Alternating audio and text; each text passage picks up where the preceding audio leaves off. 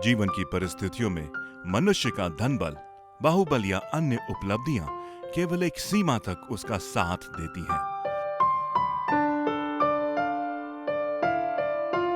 परंतु जब उसका विश्वास तथा आज्ञाकारिता परमेश्वर की विश्वसनीयता के साथ जुड़ जाती हैं, तो आश्चर्य कर्म होने लग जाते हैं।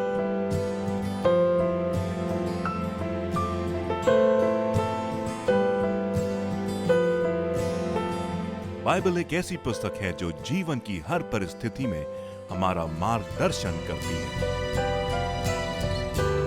बाइबल क्या कहती है?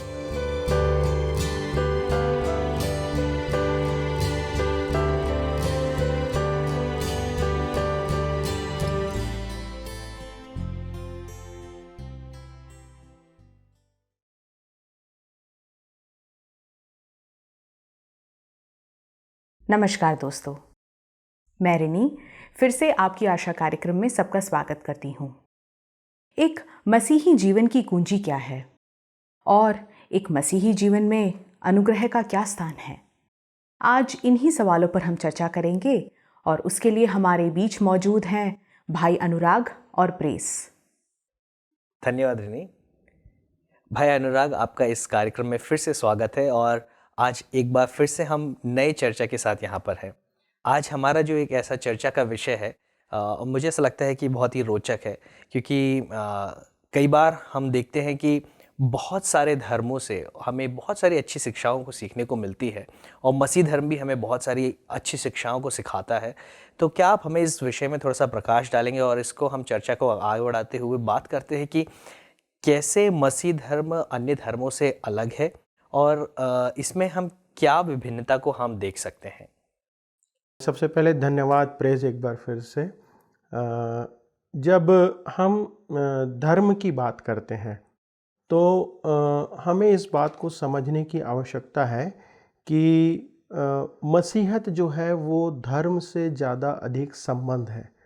परमेश्वर के साथ हमारे संबंध की बात वहाँ पर ज़्यादा होती है और वो संबंध जो कि पाप के कारण अलग हो गया है, विच्छेद हो गया है परमेश्वर के साथ मनुष्यों का, और वो प्रारंभ हुआ था अदन की वाटिका में जहाँ पे आदम और हवा ने पाप किया।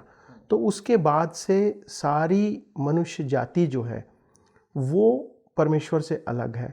तो जब हम मसीहत की बात करते हैं, मैं धर्म की बात बोलना उचित नहीं समझता हूँ, क्योंकि धर्म जो है वो परमेश्वर को खोजने का माध्यम है।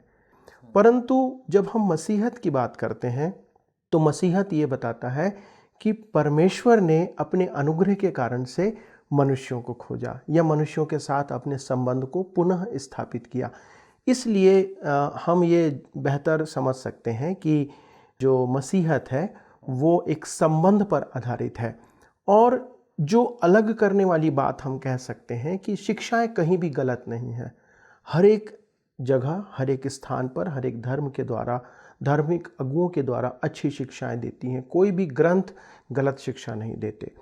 परंतु आवश्यकता यह है समझें कि कौन सी बात है जो हमको सेपरेट करती है, जो कि उनसे अलग बनाती है हमारे विश्वास में, और वो है परमेश्वर का अनुग्रह। और ये अनुग्रह जो है एक ऐसी बात है जो कि आप दूसरे धर्मों की जब बात करते हैं तो वहाँ पर उनके डिक्शनरी में भी, उनके शब्दकोश में भी आपको ये शब्द नहीं मिलेगा, क्योंकि वहाँ पर अनुग्रह की बात नहीं होती है। और ये एक बहुत ही मुख्य बात है। आपने ये शब्द अनुग्रह का जो इस्तेमाल किया है और आपने बताया कि इसके द्वारा हम देख सकते हैं कि मसीह शिक्षाएं या फिर मसीह जीवन में अनुग्रह का बहुत ही बड़ा एक विशेषता है या फिर अनुग्रह का बहुत बड़ा रोल है। ये अनुग्रह के विषय में आप कुछ हमें बताएंगे कि अनुग्रह क्या है और इसका मसीह जीवन में क्या मूल बात है?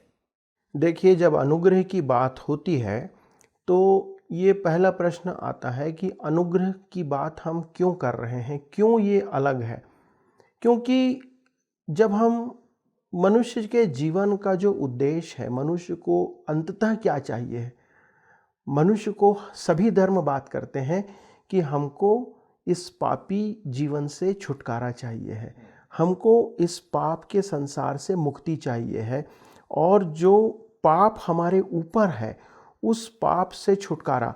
यदि आप अलग अलग धर्मों में जाएंगे तो ये अलग अलग रूप से शब्दों में प्रकट किया है। कोई इसे मुक्ति कहता है, कोई इसे निर्वाण कहता है, कोई इसे मोक्ष कहता है, अंग्रेजी में बोले तो सैल्वेशन कहते हैं। तो हर व्यक्ति जो है अलग अलग शब्दों के आधार पे एक ही टारगेट को, एक ही लक्ष्य को प्राप्त करना चाहता है या पहुंचना चाहता है, और वो चाहे अनचाहे हर एक मनुष्य का लक्ष्य वही है कि वो उस उद्धार को प्राप्त करे। लेकिन अलग बात यहाँ पर अनुग्रह की इसलिए आती है कि हम अपने कार्यों से, अच्छे और भले कार्य करके हम कोशिश करते हैं कि हम उस मोक्ष को या उद्धार को हम प्राप्त कर सकें। आपको ये जानकर हैरानी होगी कि दूसरे धर्म के लोग ही नहीं, परंतु बहुत से मसीही धर्म के अनुयायी जो हैं वो भी ऐसा सोचते हैं कि हमें उद्धार या सैल्वेशन प्राप्त करने के लिए 10 आज्ञाओं को पूरी करना पड़ेगा। उनको ऐसा लगता है कि हमको बपतिस्मा लेना पड़ेगा, उनको ऐसा लगता है कि हमको भले काम जो है वो करने पड़ेंगे तो हमारा उद्धार जो है वो हमको प्राप्त हो जाएगा। परंतु हमको ऐसा नहीं है। यदि इस विषय में एक बाइबल का वचन पढ़ें तो बहुत ही उपयुक्त होगा। इफिसियों की पत्री, उसका 2 अध्याय 8 और 9 वचन। क्योंकि विश्वास के द्वारा अनुग्रह ही से तुम्हारा उद्धार हुआ है, और यह तुम्हारी ओर से नहीं वरन परमेश्वर का दान है, और न कर्मों के कारण, ऐसा ना हो कि कोई घमंड करे। यहाँ पर बिल्कुल स्पष्ट रूप से परमेश्वर का वचन ये कहता है कि अनुग्रह के द्वारा विश्वास करने से तुम्हारा उद्धार हुआ है, और ये कोई ना समझने पाए कि हमने जो भले काम किए हैं उसके द्वारा से हमको उद्धार प्राप्त हो सकता है। तो ये जो वचन है वो बहुत स्पष्ट रूप से हमको बताता है कि हमारे उद्धार के लिए परमेश्वर का अनुग्रह है जो हमारे जीवन में काम करता है, परंतु ये उस विश्वास पर आधारित है जो हम प्रभु यीशु मसीह पर लाते हैं। एक और बात यहाँ पर हमको उतर करके थोड़ा गहराई में समझने की आवश्यकता है। बहुत से लोग जो मसीही हैं, जिन्होंने प्रभु यीशु मसीह पर विश्वास किया है, वो भी कई बार ये समझते हैं कि हमने जो प्रभु यीशु मसीह पर विश्वास किया है, वो विश्वास करने का कार्य जो है, वो विश्वास करने का कार्य जो है वो भी हमारा ओर से नहीं है। ये पवित्र आत्मा का काम है कि पवित्र आत्मा हमको प्रभु यीशु मसीह पर विश्वास करने के लिए कायल करता है, हमारे को अपने पापों के प्रति निरुत्तर करता है, और तब हम जब उसके सामने पश्चाताप करके अपने आप को उसके सामने नतमस्तक होते हैं, सबमिट करते हैं, तब वो हमारे पापों को क्षमा करके हमारे को उद्धार प्रदान करता है। तो ये जो अनुग्रह का पूरा काम है, इसमें मनुष्य का कोई रोल नहीं है। परमेश्वर के अनुग्रह से हमारे जीवन में ये पूरा होने पाता है। इसीलिए पौलुस प्रेरित जो है, प्रेरितों के काम, उसका 15 अध्याय और उसके 11 वचन के अंदर इस बात को कहता है कि प्रभु यीशु मसीह के अनुग्रह के द्वारा से हम उद्धार पाएंगे।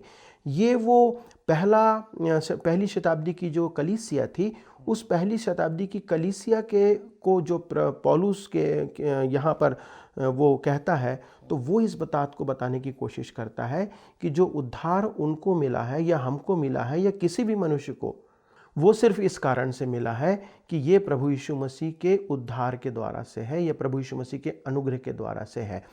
और यदि आप इस अनुग्रह शब्द को देखें तो व्यापक तौर पे ये शब्द बाइबल में बार बार प्रयोग में या उपयोग में आया है। ये करीब 128 बार पूरे बाइबल में अनुग्रह शब्द जो है वो इस्तेमाल किया गया है, परंतु उसकी विशेषता ये है कि 118 बार केवल नए नियम में मिलता है इन 27 पुस्तकों के अंदर, और जो पुराना नियम है उसमें मात्र जो है वो 10 बार जो है वो देखने को मिल पाता है। एक वचन हम पढ़ सकते हैं, यूहन्ना का सुसमाचार, उसका 1 अध्याय, उसका 17 वचन। इसलिए कि व्यवस्था तो मूसा के द्वारा दी गई है, परंतु अनुग्रह और सच्चाई यीशु मसीह के द्वारा पहुंची। हाँ, यूहन्ना इस बात को क्लियर कर रहा है कि जो अनुग्रह है और जो सच्चाई है वो केवल यीशु मसीह के द्वारा से हमको प्राप्त हुई। उसके पहले जो था वो अनुग्रह की स्थान नहीं था। उसके पहले जो था वो केवल विश्वास के द्वारा लोग स्थापित थे, वो इंतज़ार कर रहे थे। लेकिन जब प्रभु यीशु मसीह आया तो अनुग्रह हमारे जीवन में, उसी का आप 14 वचन पढ़िए। और वचन देदारी हुआ और अनुग्रह और सच्चाई से परिपूर्ण होकर हमारे बीच में डेरा किया। जब ये पढ़ते हैं आप तो ये समझ आता है कि वो आदि में जो वचन था, वचन देहधारी हुआ। और जब ये वचन जो था परमेश्वर का वचन या प्रभु यीशु मसीह के रूप में जब वो देह धारण किया, देह धारण करने के उपरांत वो किससे परिपूर्ण हुआ? अनुग्रह से। तो जब प्रभु यीशु मसीह आया तो अनुग्रह लेकर के आया, जब प्रभु यीशु मसीह आया तो सच्चाई को लेके आया। उसके पहले सच्चाई से लोग वंचित थे। 16 वचन में क्या लिखता है उसी के? क्योंकि उसकी परिपूर्णता से हम सब ने प्राप्त किया, अर्थात अनुग्रह पर अनुग्रह। तो ये बात पूरी बताती है कि जब प्रभु यीशु मसीह आया तो अनुग्रह और सच्चाई आई, लेकिन वो उस तक सीमित नहीं रही। प्रभु यीशु मसीह के द्वारा से उसकी परिपूर्णता में वो परिपूर्ण था और उसके परिपूर्ण होने के कारण से वही सच्चाई, वही अनुग्रह जो है हमने उसके द्वारा से प्राप्त किया। तो ये बहुत स्पष्ट रूप से बाइबल हमको बताती है कि जो अनुग्रह है ये परमेश्वर का काम है, परमेश्वर के द्वारा प्रभु यीशु मसीह के माध्यम से हमारे जीवन में होता है। यदि 2 कुरिन्थी उसका 8वां अध्याय और 9वां वचन को आप पढ़ते हैं तो हम इस अनुग्रह की परिभाषा को बहुत अच्छे से समझने पाएंगे। तुम हमारे प्रभु यीशु मसीह का अनुग्रह जानते हो कि वह धनी होकर भी तुम्हारे लिए कंगाल बन गया, ताकि उसके कंगाल हो जाने से तुम धनी हो जाओ। जो ये बात यहाँ पर कर रहा है, यहाँ पे लिखने वाला, उसका गहराई क्या है, उसकी मतलब क्या है? यदि आप अनुग्रह की बात करें तो उसको अंग्रेजी में इस तरीके से कहा गया है, गॉड्स रिचेज एट क्राइस्ट्स एक्सपेंस। अर्थात हिंदी में बोलूँ तो मसीह के दाम पर परमेश्वर का अनुग्रह या परमेश्वर की उत्तमता या परमेश्वर की बहुतायत। मतलब ये है कि जो अनुग्रह हमें दिया गया उसके लिए मसीह का दाम दिया गया, दाम के रूप में मसीह को दिया गया। ये एक बहुत बड़ी समझने की बात है। और जब हम उद्धार की बात करते हैं तो उद्धार के प्रारंभ से अंत तक सैंक्टिफिकेशन, पवित्रीकरण, हम पवित्र किए जाते हैं। पवित्रीकरण के शुरू से अंत तक जो हम सेवा का कार्य करते हैं, उस सेवा के कार्य में शुरू से अंत तक मसीह में परमेश्वर के अनुग्रह के द्वारा ही ये संभव है। यदि मसीह नहीं है बीच में तो यह अनुग्रह हमारे ऊपर नहीं है। और यही बात समझने की है कि ये हमारी योग्यता के द्वारा नहीं, परंतु उस ग्रेस के द्वारा, उस अनुग्रह के द्वारा जो प्रभु यीशु मसीह पर है, हमारे को प्रदान किया जाता है। और जब आप मसीही जीवन की बात करते हैं, मसीही शिक्षाओं की बात करते हैं, मसीहत में जीवन व्यतीत करने की बात करते हैं, तो वहाँ पर ये अनुग्रह जो है ये मसीही जीवन की कुंजी है। ये उसका एक चाबी है जहाँ से कि हम मसीही जीवन में प्रवेश करते हैं। ये एक एंट्री पॉइंट है कि जब हम विश्वास के द्वारा से प्रभु यीशु मसीह के सामने उसके अपने पापों की क्षमा प्राप्त करते हैं, उसके लहू के द्वारा से, तब हम उस अनुग्रह के द्वारा उद्धार को प्राप्त करते हैं और ये हमारे जीवन में प्रारंभ हो जाता है। आवश्यकता ये आती है कि हमको इसमें बने रहना है, कि हम इसमें चलते चले जाएं। ऐसा नहीं है कि हमने एक बार अनुग्रह प्राप्त कर लिया, उद्धार प्राप्त कर लिया और उसके बाद छोड़ दिया। नहीं, आवश्यकता है कि हम इस अनुग्रह में बने रहें। हमारा जीवन जो है इस अनुग्रह में बने रहना चाहिए। प्रतिदिन, प्रति पल हमको इस अनुग्रह के अनुसार जीवन व्यतीत करने की आवश्यकता है। यदि थोड़ा सा और इसको गहराई से समझना चाहते हैं तो हमको इस बात में और इसको मैं जोड़ना इसमें चाहूँगा कि यदि कोई व्यक्ति किसी चीज़ के योग्य नहीं है और उसको वो चीज़ दे दी जाए तो वो अनुग्रह है। सीधे शब्दों में कहा जाए तो मनुष्य अनंत जीवन के योग्य नहीं था। मनुष्य के जीवन में जो पाप था उसको कोई ऐसा तरीका नहीं था जो कि उसको उद्धार मिल सकता था। तो ये एक बहुत बड़ी बात है कि परमेश्वर ने अपने अनुग्रह के द्वारा से मनुष्यों को वो अनुग्रह करके उद्धार प्रदान किया। इसको कहा जाता है अनडिजर्विंग फेवर फ्रॉम गॉड। हम कोई भी मनुष्य जो है वो उसके योग्य नहीं थे। जब हम उद्धार की बात करते हैं या अनुग्रह की बात करते हैं तो हमारे को उस क्रूस के ऊपर ध्यान करने की आवश्यकता है। ये वो क्रूस है जहाँ पर हम देखते हैं कि प्रभु यीशु मसीह जो है वो मनुष्य जाति के पापों के लिए बलिदान किया गया, कुर्बान किया गया, सैक्रिफाइस किया गया। और वहाँ पर हम अनुग्रह का सबसे बड़ा प्रगटीकरण परमेश्वर का देखते हैं कि उसने अपने निज संतान को, प्रभु यीशु क्रिस्ट को, उस क्रूस के ऊपर बलिदान किया कि उसके बलिदान के द्वारा से, उसके बलि चढ़ाए जाने के द्वारा से सदा काल के लिए उसने एक बलिदान चढ़ाया जो मनुष्य जाति के लिए है। अब जब मनुष्य उस पर विश्वास करता है, कोई भी मनुष्य उस बलिदान के द्वारा पापों की क्षमा प्राप्त करना चाहता है, तो परमेश्वर उसके पापों को क्षमा करके उस अनुग्रह के द्वारा जो प्रभु यीशु मसीह में उसने प्रकट किया है, उनके पापों को क्षमा कर देता है। ये बात तो हम समझ गए कि अनुराग जी की एक व्यक्ति के अच्छे काम या फिर अच्छे काम के द्वारा उसको मोक्ष या फिर उद्धार तो प्राप्त नहीं होगा। और मसीह जीवन में एक व्यक्ति के पास यदि अनुग्रह नहीं है या परमेश्वर की वो दया नहीं है, तो वो व्यक्ति अपने जीवन के अगले कदम या फिर वो उस अनंतकाल के जीवन को कभी प्राप्त नहीं कर पाएगा। सो ये सारी बातें हमें बहुत अच्छा लगता है सुनने में ये, लेकिन क्या आप हमें कुछ उदाहरण के तौर में बता सकेंगे कि कैसे ये रियल लाइफ में प्रैक्टिकल है, या फिर ऐसा कुछ हो सकता है क्या, कभी हम इसका अनुभव ऐसा कर सकते हैं? ऐसा कोई उदाहरण आपके पास है जिसके द्वारा आप हमें समझाना चाहे? बाइबल के अंदर हम जब पढ़ते हैं तो प्रभु यीशु मसीह ने एक दृष्टांत बताया। ये भी समझने की आवश्यकता है कि जो दृष्टांत है वो कोई मनगढ़ंत कहानी नहीं है, ये वास्तविक परमेश्वर के कार्यों का दूसरे चरित्रों के द्वारा से प्रगटीकरण है। तो प्रभु यीशु मसीह लूका रचित सुसमाचार 15 अध्याय में 11 से लेके 32 तक वो इस दृष्टांत को बताते हैं। और ये जो दृष्टांत है वो है उड़ाऊ पुत्र का दृष्टांत। वहाँ पर बताया गया है कि 2 पुत्र थे एक मनुष्य के, और उनमें से जो छोटा था वो अपने पिता से कहता है कि मुझे अपनी संपत्ति का हिस्सा दे दो, और वो अपनी संपत्ति का हिस्सा लेकर के दूर देश चला जाता है। और कहानी इस प्रकार से बढ़ती है कि आगे जा कर के वो अपना सब कुछ जो उसका था उसका लूट जाता है, वो बर्बाद कर देता है, गलत संगति में चले जाता है और उसका जीवन बदतर हो जाता है। और यहाँ तक कि उसकी स्थिति हो जाती है कि उसके पास खाने को और रहने को कुछ भी स्थान नहीं रहता। वो सब कुछ बर्बाद करने के बाद एक दिन वो सोचता है कि मैं यहाँ पर सूअरों को चरा रहा हूँ, मेरे को यहाँ पर भोजन नहीं मिल रहा है, मुझे खाने के लिए सूअरों की फल्ली खानी पड़ रही है, परंतु यहाँ मेरे पिता के घर में तो मेरे नौकरों को इससे ज़्यादा भोजन और आराम मिलता है। तो वो बाइबल कहती है कि जब वो अपने आपे में आया तो उसने ये निर्णय किया कि मैं अपने पिता के पास जाऊँगा। और जब वो अपने पिता के पास जाता है तो वह उसमें लिखा हुआ है कि जब वो दूर पर ही था, उसके पिता ने देखा कि मेरा पुत्र आ रहा है, तो वो दौड़ करके जाता है और अपने बेटे को वापस घर में आते देख करके उसको आनंद से ग्रहण करता है, उसको गले लगाता है, उसको घर लेके आता है और साथ में वो पला हुआ बछड़ा कटाता है ताकि आनंद मनाया जाए। और लिखा हुआ है कि उसने उसे पुनः से वो अंगूठी पहनाया। ये अंगूठी जो है वो उद्धार को प्रकट करती है। बाइबल जब इस कहानी को बताती है, इस बात को प्रकट करना चाहती कि हम सब परमेश्वर की संतान थे और हैं। ऐसा नहीं कि हम नहीं हैं, हर एक मनुष्य को परमेश्वर ने सिरजा है, सोच समझ के बनाया है, लेकिन हम परमेश्वर से दूर हो गए हैं।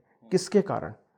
अपने पापों के कारण। और यदि वो पाप हमारे जीवन से दूर हो जाता है, यदि आज हम पश्चाताप करते हैं, उस छोटे बेटे के समान हम पश्चाताप करके वापस आते हैं अपने पिता के पास, तो वो कहता है कि मैं तुम्हें ग्रहण करने के लिए विश्वास योग्य हूँ, वचनबद्ध हूँ। तो यदि कोई भी मनुष्य जो ये समझता है कि मैं उस परमेश्वर की जिसने इस संसार को बनाया उसका यदि संतान हूँ, तो वो यदि आज वापस आता है तो परमेश्वर उसे ग्रहण करने के लिए बिल्कुल तत्पर है। वो उसे इनकार नहीं करेगा। और वो हमें इस बात को बताना चाहता है कि जब हम अनुग्रह की बात करते हैं, प्रेज ये बहुत महत्वपूर्ण है, यहाँ पर हम समझें कि जो अनुग्रह है वो पाप को क्षमा नहीं करता। अनुग्रह जो है वो पाप के बदले किसी दूसरे को दंड देता है। ये बहुत इंपॉर्टेंट फैक्टर है एक विश्वास करने वाले को समझने के लिए कि हम दंड के योग्य थे, लेकिन हमको दंड ना दे करके प्रभु यीशु मसीह को दंड दिया गया। पाप क्षमा नहीं हुए, पाप क्षमा हमारे हुए, लेकिन प्रभु यीशु मसीह ने पाप का दंड भोगा। और आज यदि हम पाप करते हैं तो आज भी हम वो हमारे लिए दंड भोग रहा है, उसने भोग चुका है। ये सदा काल का बलिदान है।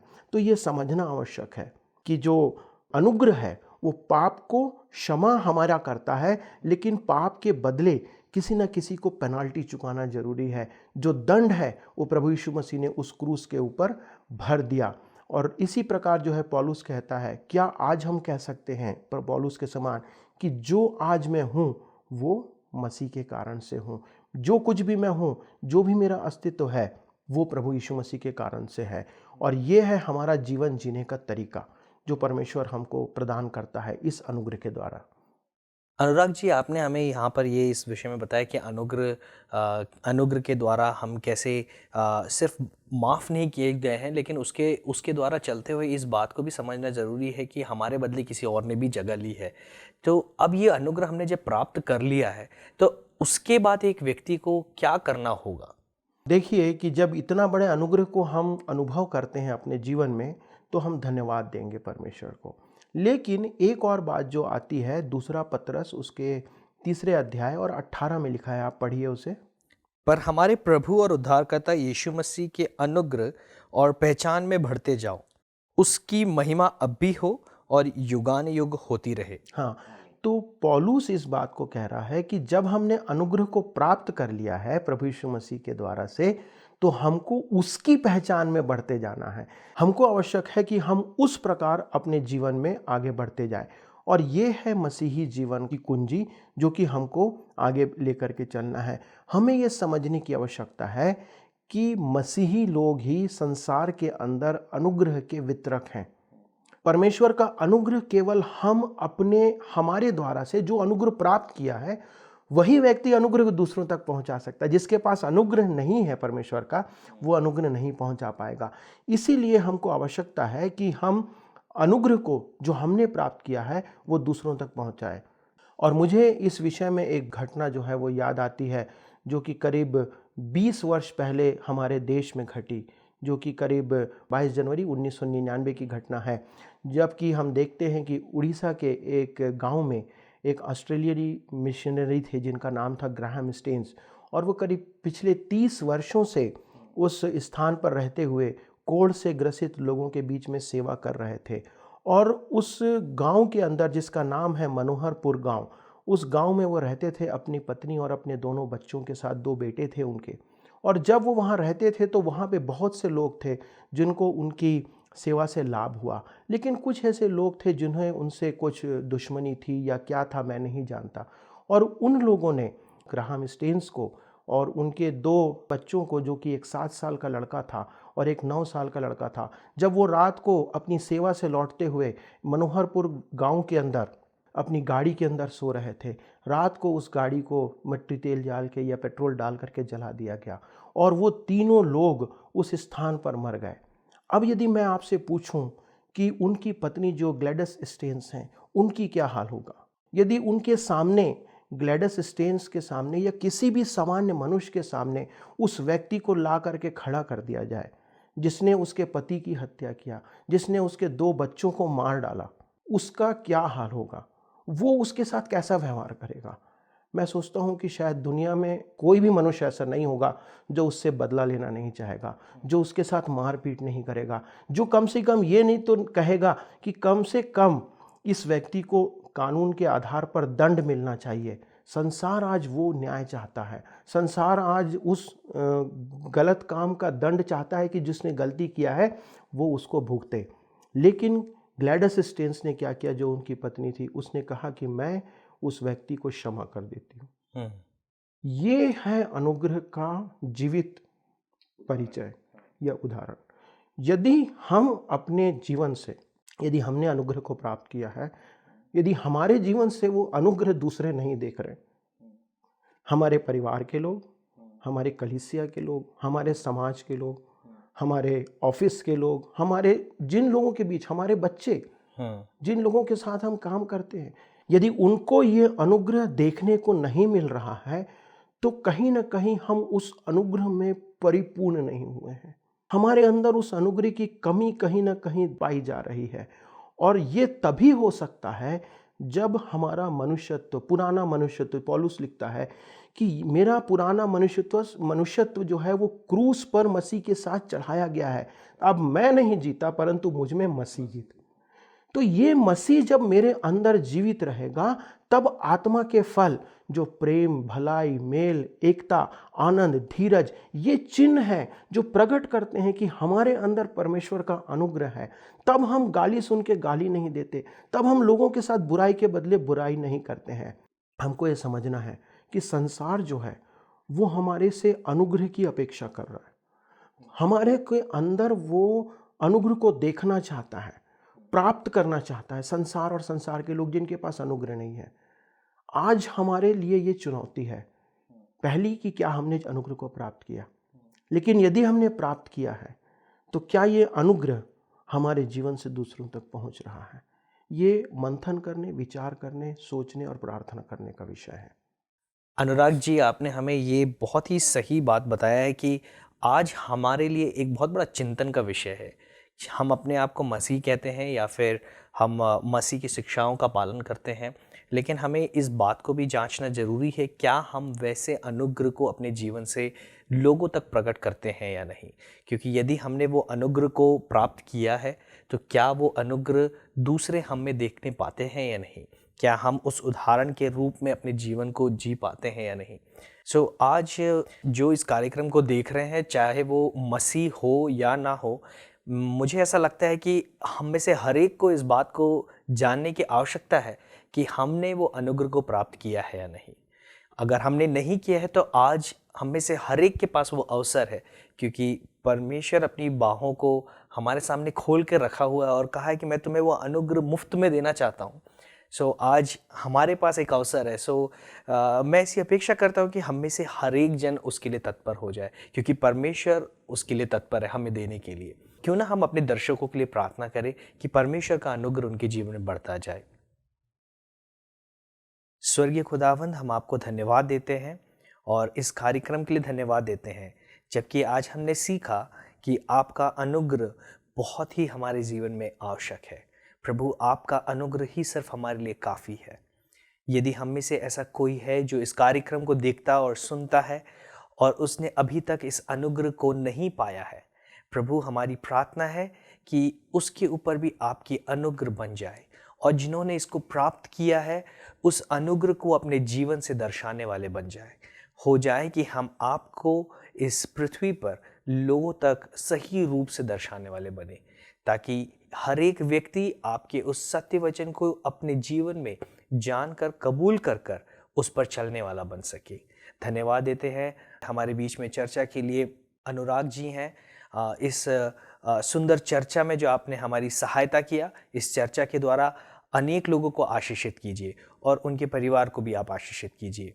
सारी बातों के लिए हम धन्यवाद देते हैं, यीशु मसीह के नाम से मांग लेते हैं, आमीन। आमीन। प्रिय दर्शकों, उम्मीद करती हूँ कि आज की चर्चा आपके लिए ज़रूर लाभदायक रही होगी। इस विषय पर अधिक जानकारी के लिए स्क्रीन पर दिए गए हुए नंबर पर आप हमें संपर्क कर सकते हैं। अगले हफ्ते फिर मिलते हैं एक नए विषय के साथ। तब तक प्रभु परमेश्वर का अनुग्रह आप सब पर बना रहे। नमस्कार।